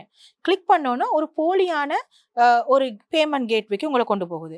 நீங்க என்ன செய்றீங்க, உங்களோட சொல்லுவாங்க கேஷ் போட இயலாது, கண்டிப்பா செலுத்த தானே வேணும், கார்டு மூலமாக உங்களோட வங்கி கணக்கிலத்தை கொடுப்பீங்க. கார்டு நம்பர், சிவிசி நம்பர், எல்லா டீட்டெயில்ஸையும் கொடுத்த உடனே ஒரு 5 செகண்ட்ல உங்களோட அக்கௌண்ட் இருக்கிற அவ்வளவு பணமுமே முகம் தெரியாத ஒரு நபருக்கு ஹேக்கர்ஸ் வந்து களவெடுத்து போயிடுறாங்க. இப்போ இந்த மாதிரி நேரங்களில் வந்து நீங்கள் ஒன்று உண்மையாகவே போஸ்டல் ஹாட்லைனுக்கு நீங்கள் கால் பண்ணி கேட்கலாம். இலங்கை தபால் நிலையத்துக்கு நீங்கள் கால் பண்ணி கேட்கலாம். அவங்க நிறைய நம்பர்ஸ் கொடுத்துருக்குறாங்க, அந்த வெப்சைட்லேயே கொடுத்துருக்குறாங்க. இந்த நம்பர்ஸுக்கு உங்களுக்கு இப்படி ஏற்பட்டிருந்தா, முறைப்பாடுகள் ஏற்பட்டிருந்தா அறிவிங்கன்னு. அப்படியான விசாரணைகள் போன வருஷத்துலேருந்து இன்னுமே நடந்து கொண்டிருக்குது. அது நாங்கள் போன வருஷம் 2024, 23 கடைசியில் அவங்க பப்ளிஷ் பண்ணாங்க, இதெல்லாம் போலியானவை, இதை நம்பி ஏமாறாதீங்கன்னு. ஆனால் இன்று வரைக்குமே எங்களுக்கு இதை நம்பி ஏமாந்து காசு போட்டவங்களோட கம்ப்ளைண்ட்ஸ் வந்து கொண்டிருக்கு. அதாவது கொஞ்சம் மக்கள் வந்து அலர்ட் ஆகாமல் இருக்கிறாங்க. அதாவது பற்றின அறிவு கொஞ்சம் குறைவாக இருக்குது. கொஞ்சம் தேடி பார்க்க மாட்டேங்கிறாங்க. உண்மையாகவே இது இவங்க தான் அனுப்பினாங்களா அப்படின்னு பார்க்க மாட்டேங்கிறாங்க. எஸ்எம்எஸ் வந்த உடனே 99 ரூபா தானே, அது என்ன ஒரு பெரிய விஷயமா அப்படின்னு கிளிக் பண்ணுறாங்க. தவிர வந்து நான் ஏற்கனவே சொன்னது போல் அந்த குறிப்பிட்ட நிறுவனங்களுக்கு வந்து நீங்கள் கால் பண்ணி செக் பண்ணலாம். எல்லாமே செக் பண்ண இல்லாட்டி இணையதளத்தில் போயிட்டு இது உண்மையா அப்படின்னு சொல்லி நீங்கள் செக் பண்ணி பார்த்துக்கொள்ளலாம். இந்த லிங்க்குகளை வந்து தயவு செய்து ஷேர் பண்ணாதீங்க. அது வந்து போலியானது. யாருமே அப்படி அந்த 10 பேருக்கு ஷேர் பண்ணுனா ஹேம்பர் கிடைக்குதுன்னா, அப்போ நீங்கள் ஷேர் பண்ண 10 பேருக்குரிய கிஃப்ட் உங்களுக்கு வந்திருக்கணுமே, ஏன் வரையில? அப்போ அதுக்கு பிறகும் திருப்பி அதில் என்ன செய்வாங்கன்னு அந்த லிங்கை கிளிக் பண்ணணும் பாருங்கள். உங்களோட பேர், வயது போன்ற உங்களோட பர்சனல் டீட்டெயில்ஸ் தான் அவங்க கலெக்ட் பண்ணுவாங்க. ஹேக்கர்ஸுக்கு தேவை அதுதான், உங்களோட பர்சனல் டீட்டெயில்ஸ் தான் அவங்களுக்கு தேவை. அதை வந்து உடனே பயன்படுத்த மாட்டாங்க, பின்னால் ஏதாவது ஒரு நேரத்தில் பயன்படுத்துவாங்க. இப்போ சொல்லப்போனால் சிலர் என்ன செய்வாங்கன்னா, குறிப்பிட்ட பிரபலமான தொலைத்தொடர்பு நிறுவனங்கள் இருக்குது தான் இலங்கையில், அதன் பேரில் நிறைய மோசடிகள் நடைபெறுது. சிலர் வந்து இந்த மாதிரி டிவி ப்ரோக்ராம், நாங்கள் ஏற்கனவே ஆதவன் டிவியில் செய்திருக்கிற ப்ரோக்ராம் பார்த்தவங்க எங்களோட ஹாட்லைனுக்கு கால் பண்ணி சொல்லுவாங்க, மிஸ் நான் உங்களோட ப்ரோக்ராமை பார்த்தோம், இப்படி எங்களை ஏமாத்துறதுக்கு கால் பண்ணாங்க. அதாவது எங்களுக்கு இவ்வளோ 10 லட்சம் பெறுமதியான பணம் சீட்டிடிப்பில் விழுந்திருக்கிறதாகவும், இதை பெற்றுக்கொள்றதுக்காக 2.5 லட்சம் போன்ற பெறுமதியான டேக்ஸ் ஒன்று கட்டுங்கன்னு சொல்கிறாங்க மிஸ் அப்படின்னு சொன்னாங்க. நாங்கள் வந்து அவங்களோட டீட்டெயில்ஸ் எடுத்து வச்சுருக்கோம், அவங்களோட பேர், கண்டெக்ட் நம்பர், இந்த அக்கௌண்ட்டுக்கு காசு போட சொன்னாங்க அப்படின்னு சொல்லி அந்த வங்கி கணக்கு இலக்கங்களை கூட எங்களுக்கு கொடுப்பாங்க. இது மிஸ் ஆனால் நாங்கள் காசு போடையில், ஏன்னா எங்களுக்கு இது தெரியும் ஸ்கேம்னு சொல்லி நீங்கள் ஏற்கனவே சொல்லியிருக்கிறதால நாங்கள் ப்ரோக்ராமில் பார்த்துருக்குறோம், இந்தாங்க டீட்டெயில்ஸ்னு தருவாங்க. உண்மையாக அதெல்லாம் மிகப்பெரிய விஷயம். ஏன்னா எங்களுக்கு அதுக்கு பிறகு அப்படி ஒரு சம்பவம் நடக்காமல் இருந்து தடுத்து அதை இன்வெஸ்டிகேட் பண்ணுறதுங்கிறது எங்களுக்கு உண்மையாக ஒரு பெரிய ஒரு கொடுப்பனை ஒரு சொல்லலாம். அதுக்கு பிறகு எங்களுக்கு ஈஸியாக இருக்கும். பிறகு டக்குன்னு நாங்கள் அந்த நம்பர்ஸை குறிப்பிட்ட எங்களோட சட்ட ரீதியான இது ஓப்பனாக எனக்கு சொல்ல முடியாது, நாங்கள் நடைமுறைக்கு அதை அனுப்பி அந்த அக்கௌண்ட்டுகளை டக்குன்னு நாங்கள் இன்வெஸ்டிகேஷன்ஸுக்கு எடுத்து அதுக்கான சட்ட ரீதியான நடவடிக்கைகள் உடனே எடுப்பேன். சில நேரம் வந்து பண மோசடியில் ஈடுபடும் போலியான கணக்குகள் அதிகமாக கொடுத்து வைத்திருக்க வாய்ப்பு இருக்கு. இந்த மாதிரி முன்கூட்டியே வந்து எலர்ட்டாக இருக்கவங்க வந்து அப்படி கொடுக்கும்போது அது சரியாக கண்டுபிடிச்சி முடுக்கப்பட்டிருக்கா? அந்த வங்கி கணக்கிலகங்கள் குறிப்பிட்ட வங்கிகளுக்கு அறிவித்து நிப்பாட்டிடுவாங்க, ஹோல்டு பண்ணிடுவாங்க டிரான்சாக்ஷனை. அதாவது அவங்களுக்கு சொல்லுவாங்க, இது வந்து சட்ட பிரச்சனைனால உங்களோட கணக்கில் வந்து நீங்கள் பணம் எடுக்கவோ கொடுக்கல் வாங்கல் ஈடுபடவோ முடியாது, அந்த விசாரணை முடிந்த பிறகு தான் இது பண்ணலாம். அப்போ அவங்களுக்கு தெரிஞ்சிடும். இன்னும் ஒன்று இருக்குது, இப்போ இதில் நாங்கள் ஏற்கனவே சொன்னது போல் உண்மையாக இந்த மாதிரி அக்கௌண்ட்டுகளை பயன்படுத்துகிறவங்க, இப்போ நாங்கள் சொன்னதானே லிங்க்குகளை கிளிக் பண்ணி நீங்களே உங்களோட டீட்டெயில்ஸை கொடுக்குறீங்கன்னு சொல்லி, சில வந்து அப்பாவியானவங்க என்ன செய்வாங்கண்டா, அந்த ஆன்லைன் பார்ட் டைம் பேமெண்ட் சொல்லி ஒன்று வருது தானே, பார்ட் டைம் ஜாப் வருது தானே, அதில் சொல்லுவாங்க நீங்கள் ஒன்றுமே செய்ய தேவையில்ல, உங்களுக்கு பேங்க் அக்கௌண்ட்ஸ் இருந்தால் டீட்டெயில்ஸ் அனுப்புங்க, அதுக்கு உங்களுக்கு உங்களோட அக்கௌண்ட்டுக்கு காசு வரும், கிழமைக்கு 1 லட்சம் 2 லட்சம் இப்படி காசு வரும். இது வரும்பொழுது ஒரு ஓடிபி ஒன்று வரும் தானே, அதை மட்டும் சொல்லுங்கள், அதை நாங்கள் அந்த காசு எடுப்போம் உங்களோட அக்கௌண்ட்டில் இருந்து, உங்களுக்கு வார 1 லட்சத்துக்கு நான் உங்களுக்கு 2000 கமிஷன் தருவோம். அப்போ இவங்க என்ன நினைப்பாங்கண்டா, இது எவ்வளோ சிம்பிளாக இருக்குது, ஒன்றுமே செய்ய தேவையில்லை, என் அக்கௌண்ட்டுக்கு 1 லட்சம் காசு வருது, அதில் நான் 98,000 ட்ரான்ஸ்ஃபர் பண்ணுறேன், 2000 எனக்கு கமிஷன். அதாவது 1 லட்சத்தை இவங்க ட்ரான்ஸ்ஃபர் பண்ணன உடனே ஒரு 2000 கமிஷன். இப்படி செய்து ஒருத்தர் 23 லட்சம் வகையிலான ஒரு தொகையை யாருக்கு அனுப்புகிறோமே, ஃபேஸ்புக் மெசஞ்சர் மூலமாக தொடர்பு கொண்ட வந்த பார்ட் டைம் ஜாப் இது. யாருக்கு அனுப்புகிறோம்னு தெரியாமல் ஃபேஸ்புக்கில் சட்டிலே தான் சொல்லுவாங்க, இப்போ உங்களோட அக்கௌண்ட்டுக்கு காசு வந்திருக்குது, நீங்கள் ட்ரான்ஸ்ஃபர் பண்ணுங்கன்னு. இவங்களும் அதை கேட்டு செய்து உங்களுக்கு கிட்டத்தட்ட அந்த ஒரு மாதம் மட்டும் 15,000 வந்திருக்குது மொத்தமாகவே இவங்க செய்த டிரான்சாக்ஷனுக்கு. ஆனால் இவங்களோட அக்கௌண்ட்டுக்கு வந்த காசு 23,000. அது ஒரு போலியான ஒரு இது, அது கிரைமுக்கு பயன்படுத்தப்பட்ட ஒரு அக்கௌண்ட் சொல்லி இன்வெஸ்டிகேஷன்ஸில் கண்டுபிடிக்கப்பட்டு சிஐடியாவில் போயிட்டு அந்த வீட்டு நபரை, அந்த அக்கௌண்ட்டுக்குரியவரை அரெஸ்ட் பண்ணும் பொழுது தான் தெரியும் 18 வயசு A-level எழுத போகிற பொடியன் என்று சொல்லி. பிறகு அந்த பொடியனுக்கு A-level செய்ய கிடைக்கல, இப்பயும் அவர் ஜெயிலில் தான் இருக்கிறாரு. 5 வருஷத்துக்கு பிறகு தான் வந்து இது பண்ணலாம். ஆனால் அது பிறகு எக்ஸாம் செய்ய கிடைக்காது, பிள்ளையோட வாழ்க்கையே போயிட்டு.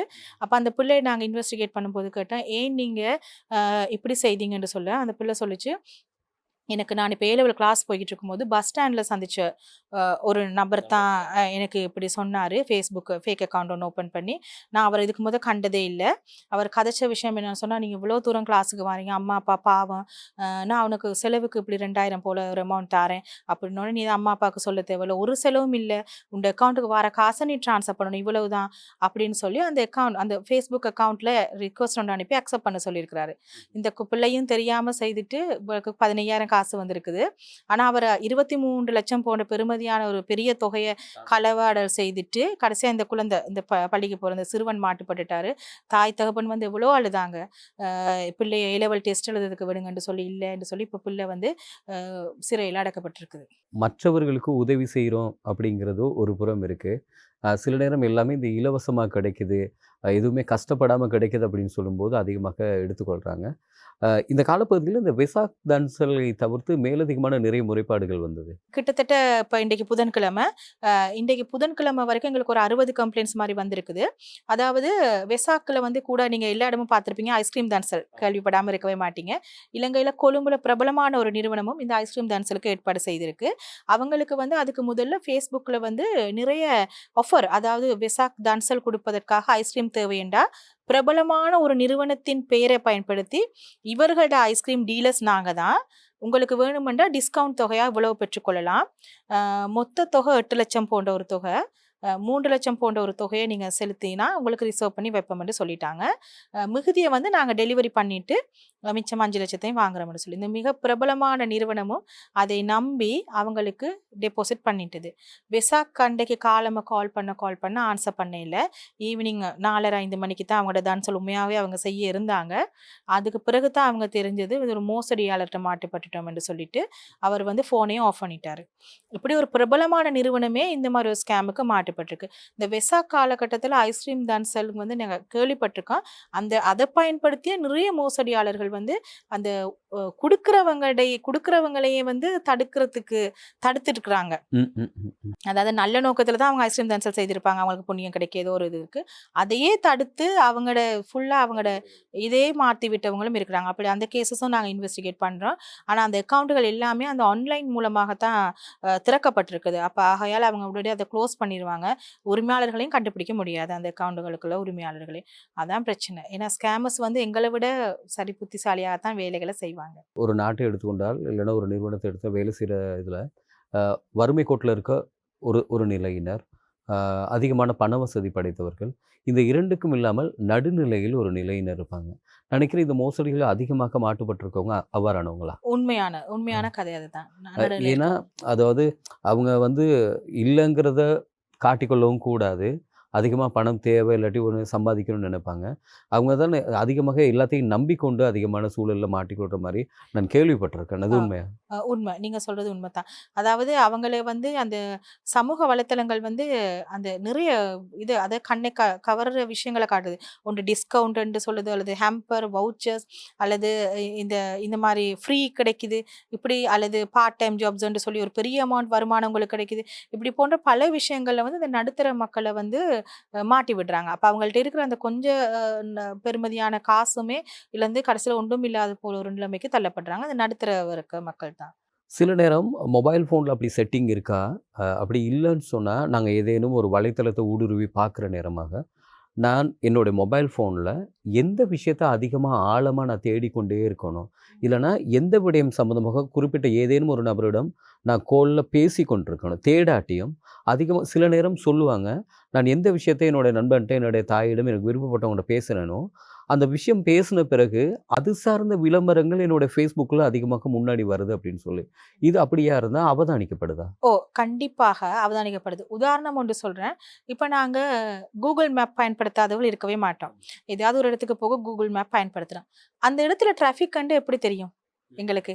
அது கண்டிப்பாக அந்த இடத்துல அந்த நேரம் யார் யாரெல்லாம் லொக்கேஷன் டேட்டா ஆன் பண்ணி லொக்கேஷனை இப்போ போட்டு வச்சுருக்கிறாங்களோ அவங்க அவ்வளோ பேரும் ஒரே இடத்துல கெதர் ஆகிருக்கிறனால தான் எங்களுக்கு வந்து சேட்டலைட்டூடாக ஜிபிஎஸ் எடுத்து காட்டுது, கூகுள் மேப்பில் காட்டுது இந்த இடம் இப்பொழுது டிராஃபிக்காக இருக்குதுன்னு சொல்லி.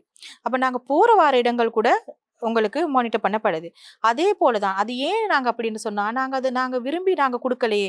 நீங்க எப்படி எங்கட ஃபோன் இந்த இடத்துல பயன்படுதுன்னு சொல்லி Google எடுக்கலான்டா, நாங்க Google ஆப்ப இன்ஸ்டால் பண்ணும் பொழுது பாருங்க, டெர்ம்ஸ் அண்ட் கண்டிஷன்ஸ்ன்ட்டு ஒரு பெரிய லைசன் இது ஒன்று அனுப்புவாங்க. நாங்க யாருமே வாசிக்க வாசிக்கிறது போறதில்ல. உண்மதான். ஆனா கடைசியாக அந்த டிக்க பயன்படுத்தி டெர்ம்ஸ் அண்ட் கண்டிஷன்ஸ்க்கு அக்ரீடுன்னு போடுவோம். ஆமா. அதிலேயே நாங்க தோத்துட்டோம். ம், ம், அப்ப ம், ம். நாங்க எப்படி எங்கட கதைக்கிற டீட்டெயில்ஸ் சொல்லுவாங்க, நான் WhatsAppல என் ஃப்ரெண்டோட கதைச்சிட்டு இருந்தேன். பிறகு கொஞ்சத்துல போய் Facebook ஆன் பண்ணா, அது நான் தேடின விஷயம், நான் கதைச்ச விஷயம். ஃப்ரெண்டிட்ட சொல்லும்போது ஒரு ஹேண்ட்பேக் தேடுனேன்னு சொல்லி, அந்த ஹேண்ட்பேக் சம்மந்தமான இதுகள் நோட்டிஃபிகேஷன் வருது. உண்மைதான். நாங்க கதைக்கிறதுகள் WhatsApp, Facebookஓ, Googleஓ எதுலயுமே எல்லாத்துலயுமே ரெக்கார்ட் ஆயிக்கொண்டு, அதாவது கண்காணிச்சு கொண்டே தான் இருக்கிறாங்க. நாங்க கையில நீங்க சொன்னது போல உலகத்தை வச்சிருக்கிறோம். அதே போல எங்கள ஸ்பை பண்றதுக்கு ஒருத்தனையும் வச்சிருக்கிற மாரியான ஒரு சிச்சுவேஷன் தான். நிச்சயமா. அப்படின்னா நாங்க ஒரு மொபைல் ஃபோன வாங்கும்போதே, எங்கள ஒருத்தர கண்காணிக்கிறது கூடவே கூடவே வாங்குறதா தான் வாங்குறதா தான் அர்த்தம். அர்த்தம். எனவே இந்த காலப்பகுதியில தொழில்நுட்பம் எங்களுக்கு நிறைய இப்போ முன்பெல்லாம் எடுத்துக்கொண்டா, ஏதாவது ஒரு பொருள் தேவையா இருந்தாக்கா கடைக்கு போய் வாங்கணும். இப்ப எல்லாமே இலகுவா, நாங்க நிறைய சம்பாரிக்கணும், நிறைய வேலைய தேடி போகணும் அப்படிங்கிறதுக்காக, சாப்பாடையும் வீட்ல இருந்தே ஆர்டர் பண்றோம். தேவையான உடுப்புகளையும் வீட்ல இருந்தே எல்லாம் ஆர்டர் பண்றோம். எல்லாத்தையும் இலகுவா செய்யுங்கிறதுக்காக சமூக வலைதளத்த இந்த சோஷியல் மீடியா அதிகமா பயன்படுத்துறதுனால, அதே மாரி அதிகமான பிரச்சனையும் வந்து கொண்டே இருக்கு அப்படின்னு சொல்லி நான் நினைக்கிறேன். இந்த காலப்பகுதியில நிறைய இளம் வயதினர் பார்த்தீங்களா இருந்தா, உங்களுக்கு விசாரணைகளின் அடிப்படையில, இல்லாட்டி முறைப்பாடுகள் அடிப்படையில, அதிகமான தவறுகளை செய்கின்றவர்கள் இளம் தலைமுறையினரா உங்க உங்க விசாரணையில விளங்குதா? அதிகமா பாதிக்கப்படுறவர்களா விளங்குதா? இல்லாட்டி 2மே சமனா இருக்கா? இல்ல 2மே இளம் தலைமுறையினர் தான். ஏனென்று சொன்னா, இதுல உண்மையா பாதிக்கப்படுறவங்களும் அவங்க தான். அதே போல செயல்படுத்துறதும் அவங்க தான். நீங்க பார்த்தீங்கன்னா, இப்ப TikTok எதுவும் நீங்க பயன்படுத்தியிருந்தீங்கன்னா, நான் பார்த்த இப்ப கிட்டடியில வந்த ஒரு பிரச்சனை உண்டு. ஒரு பெண் இந்த வெசாக் டெக்கரேஷன் முன்னுக்கு TikTokல வீடியோ பண்ணி, தண்ட ஃபோனே வச்சு ஆடிக்கொண்டிருக்கிறா. அத அந்த வழியில போன ஒரு வேன்ல போனவங்க, நிறைய பேர் அத வீடியோ எடுத்து, இது ஒரு பொது இடத்துல நடக்கிற ஒரு செயல்பாடு. இரவு நேரத்துல நிறைய விளக்குகள் மத்தியில, இப்ப நிறைய இடங்கள் விசாக் பார்க்க எல்லாரும் போயிருப்போம் தானே. அந்த பெண் ஒரு ஒரு இடத்துல மெயின் ரோட்ல நடு இது பேமெண்ட்ல நின்று இப்படி செய்றா. வீடியோ எடுத்து TikTok போடுவதற்காக சென்று கொண்டிருக்கிறா. அங்கால போனவங்க என்ன செய்றாங்க, வீடியோ எடுத்து தங்களோட விருப்பமான கருத்துக்கள தெரிவிச்சு Facebookலயும், TikTokலயும் போட்டிருந்தாங்க. அப்ப அந்த பெண்மணி எங்கள்ட்ட கம்ப்ளைண்ட் பண்ண வந்தாங்க. அப்ப நான் கேட்டேன், "இது நீங்க இந்த வீடியோ எடுத்தது யாரு?" "நான் தான். நான் எந்த Facebook, TikTok அக்கவுண்ட்க்கு போடுவதற்காக நான் இத எடுத்துக்கொண்டிருக்கும் பொழுது, அந்த வழியா போனவர்கள் அதை இப்படி தவறான எடுத்துட்டாங்க. முறையில பயன்படுத்திட்டாங்கண்டு. ஆக்ஷன் எடுக்கவே முடியாத ஒரு சந்தர்ப்பம். ஏன்னா, அது ஒரு பொது இடம். ம், ம், பொது ம். இடத்துல நீங்க இப்படி செய்தீங்கன்னா, இப்படியான ஒரு ஏன்னா எல்லார் கையிலயும் ஃபோன் இருக்கு. ஆமாமா. பாதிக்கப்படுறதும் நீங்க தான். அதுக்கு வழியை ஏற்படுத்தி குடுக்குறதும் நீங்க தான். எந்த விதமான ஆக்ஷன் எடுக்க முடியாது. ஏன்னா, எங்களுக்கு என்னன்னு தெரியும். அந்த இடத்துல அந்த நேரம் 1,00,000க்கும் மேற்பட்டவர்கள் குறைஞ்சது ஒரு 10,000த்துக்கும் மேற்பட்டவர்கள் பயணிச்சிருப்பாங்க. யாரோட ஃபோன்ல இவங்களோட வீடியோ இருக்குன்னு எங்களுக்கு என்னன்னு தெரியும்? அதெல்லாம் அழிக்க முடியாது. அதாவது இணையதளத்துல Facebookல போட்டா, குறிப்பிட்ட அந்த லிங்க்ல போயிட்டு நாங்க ரிப்போர்ட் பண்ணி அழிக்கலாம். TikTokல போட்டாலும் அப்படி. ஆனா, செய்த நபரோட ஃபோன்ல அந்த கேமரால வீடியோ எடுத்தது அப்படியே தான் இருக்கும். அத எங்களால அழிக்க முடியாது. நாங்க என்னண்டு அவர போய் தேடி கண்டுபிடிக்கிறது? அப்ப நீங்க தான் பிரச்சனைக்கு வழி வகுத்து குடுத்துட்டு, இதுலருந்து என்ன காப்பாத்தி விடுங்கன்னு தான் என்னண்டு காப்பாத்துறது? இந்த காலப்பகுதியில மிக வேகமாக பயணித்து கொண்டிருக்கனால, பொதுவாக நான் உங்களிடம் கேட்கிறேன். நாங்க நிறைய பேசிக் கொண்டிருக்கிறோம். இந்த காலப்பகுதியில் இந்த சமூக வலைதளங்கள பாவிக்கின்ற இளம் தலைமுறையினர்கள் எல்லாருமே பார்க்கிறேன். சின்ன குழந்தையிலிருந்து வயது முதிர்ந்தவர்கள் வரை. இப்ப பார்த்தீங்கன்னா இருந்தா, அம்மா, அப்பாவுக்கு சாப்பாடோடு சேர்த்து ஒரு மொபைல் ஃபோனையும் வாங்கி குடுத்துட்டு, கடைசி காலகட்டம் நீ வேண்டியத பார்த்துட்டுருங்கிற மாரி, சின்ன பிள்ளைங்களுக்கு கேம்ஸ் பார்க்குற மாரி எல்லார் கூடயும் மொபைல் ஃபோன் இருக்கு. இந்த மொபைல் ஃபோன் பாவனை, சமூக வலைத்தள பாவனைக்கு பொதுவாக நீங்க சொல்ல வர பாவனையாளர்களுக்கு நீங்க சொல்ல வர விடயம் என்ன? அது எந்த வயதினராகவும் இருக்கலாம். இருக்கலாம். ஓ! இப்ப குழந்தைகள் எடுத்தா நான் ஏற்கனவே சொன்னது போல, கண்ட்ரோல பேரன்டல் கண்ட்ரோல் முழு கண்ட்ரோலே நீங்க உங்களோட கைக்கு எடுக்கத்தான் வேணும். வேற ஆப்ஷன் இல்ல. சிலர் கால் பண்ணி சொல்லுவாங்க, "பிள்ளை எக்ஸாமுக்கு படிக்குது. ஆனா இப்போ ஓ லெவல் எக்ஸாம். நான் பிள்ளைக்கு தெரியாம ஃபோன கொண்டு வந்து தாரேன். நீங்க எனக்கு அந்த ஆப் இதெல்லாம் டெலீட் பண்ணி தாங்க. பிள்ளைக்கு தெரியாம பயன்படுத்தணும்." சில பிள்ளைகள் அதுக்கே அடிமையாகவே ஆகிவிட்டாங்க. அப்படி ஆகுவதற்கு முதல் பெற்றோர்களாகிய நீங்கள் அந்த கண்ட்ரோல உங்களோட கைக்கு எடுங்க. பிள்ளை என்ன பாக்குது? சில கேமுகள் இருக்குது. நீங்க விளையாண்டு கொண்டே போகும் பொழுது, அடுத்தடுத்த கட்டங்களுக்கு நோக்கி செல்லும் பொழுது கண்டிப்பாக நீங்க வந்து பணம் செலுத்த வேண்டி வரும். ம், ம், ம், பிள்ளை ம். என்ன செய்வாங்கன்னா, அந்த கேம்ல இருக்க ஆர்வத்துல உடனடியாக இவங்க எல்லா இடமும் பார்க்கிறது. அம்மாமார் கார்டை யூஸ் பண்ணி சாமான் வாங்கும் பொழுதோ, அல்லது அம்மா பேரண்ட்ஸ் ஏதாவது ஒரு டிரான்சாக்ஷன் செய்வதற்கு கார்டை பயன்படுத்துறதோ, எல்லாருமே குழந்தைகள் நம்மள பார்த்து கொண்டு தான் இருக்கிறாங்க.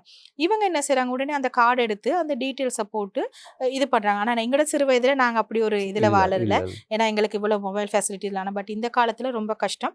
பிள்ளைகள் அதே பார்த்துட்டு பிறகு என்னன்னா ஓடிபி கோடும் அந்த மொபைலுக்கு தான் வரும். அந்த நேரம் பிள்ளை கையில தான் அந்த ஃபோன் இருக்கும். அப்ப பிள்ளை என்ன செய்யுதுன்னா அதே என்டர் பண்ணுது. என்டர் பண்ணி ஆனா அம்மா அப்பாவோட அக்கவுண்ட்ஸ்ல காசு வெட்டுப்படுது. வெட்டுப்பட்டா பிறகு தான் தெரியும் இப்படி ஒரு டிரான்சாக்ஷனே நடந்திருக்குது. ஆகையால தான் நான் எப்பவுமே பெற்றோர்கள் விழிப்புடன் இருங்கள். கண்ட்ரோல நீங்க உங்களோட கையில எடுங்க. இளம் வயதினர் வந்து என்ன சொன்னா, நீங்க Zoomல இருக்கலாம். அல்லது ஏதாவது நீங்க WhatsAppல நீங்க குரூப் கால்ல இருக்கலாம். அந்த நேரங்கள் நீங்க வந்து அவதானமாக செயல்படுங்க. உங்களோட ப்ரொஃபைல் பிக்சர் வந்து கண்டிப்பா தேவையாண்டு யோசிச்சு போடுங்க. ஏன்னா உங்களையே அறியாமல உங்களோட ப்ரொஃபைல் பிக்சர் எடுத்து அங்கால ஒரு பக்கம் வந்து வேற மாரி ஏஐ தொழில்நுட்பத்தை பயன்படுத்தி செய்றவங்களும் இருக்காங்க.